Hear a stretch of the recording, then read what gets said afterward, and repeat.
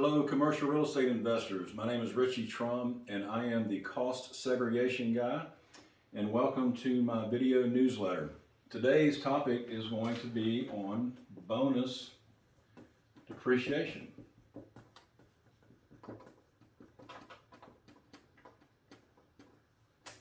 And what bonus depreciation is it the ability to write down assets that have a class life of 20 years or less.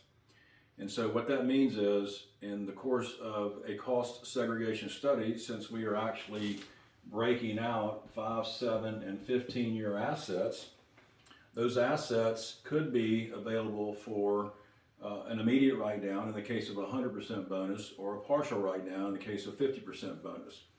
So any building that was purchased new construction by someone and placed into service by you from 2012 until September 27, 2017 could qualify for 50% bonus depreciation.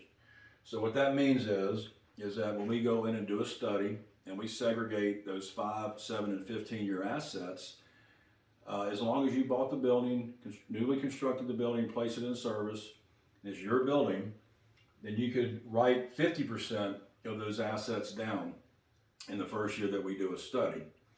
Now, the big news, or the latest and greatest, as far as what everybody's talking about right now, as far as bonus depreciation is that the Tax Cuts and Jobs Act of 2018 had a provision in it called 100% bonus depreciation.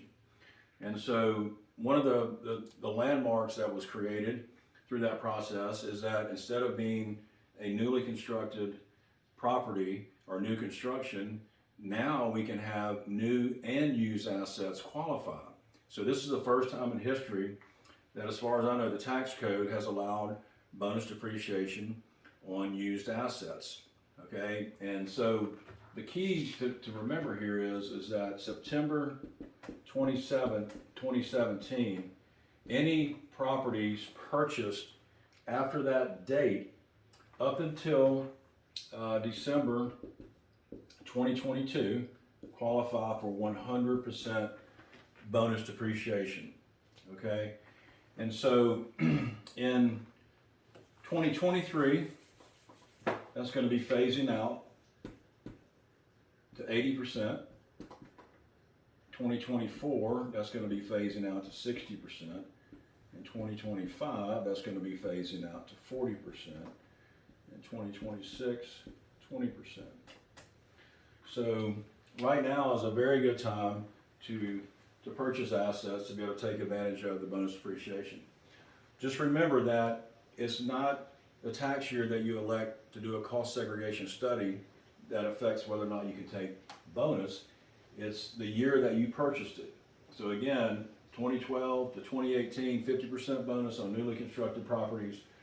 2018 or September 27, 2017 until December of 2022 are 100% bonus depreciation, and it's going to phase out as follows. So why is this significant? Let's just say you have a $1 million asset and it's a 39.5-year asset. We'll call it 40 just to make the math easy. And let's say you bought this property in 2022. Basically, you divide 40 into a million, and you have $25,000 of depreciation expense that you can basically take every year against that building. However, when we do a cost segregation study, we generally find between 20 and 40% of that building can be reclassified as a 5 or 15-year asset.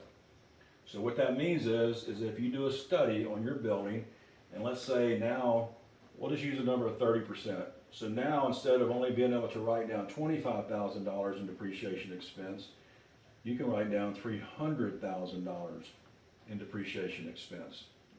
So let's just use a 30% tax rate. So 30% tax rate, you're going to save $7,500 on a $25,000 deduction, and 30% of $300,000 is $90,000. And so instead of taking $7,500, you can take $90,000. Okay, and that's income tax savings at just a 30% tax bracket. So this is your depreciation expense deduction of $300,000.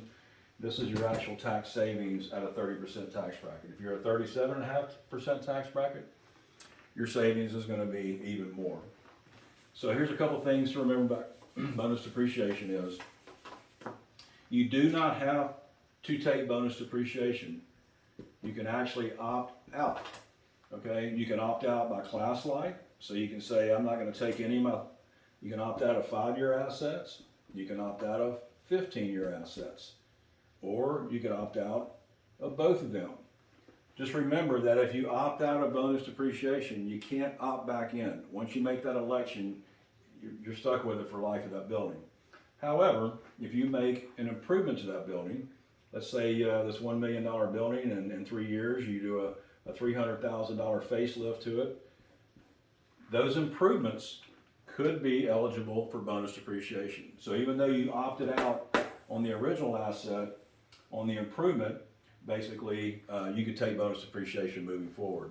So that's kind of the basic ins and outs of bonus depreciation. Again, it was just a provision of the Tax Cuts and Jobs Act. They gave a 100% bonus. That's really popular right now.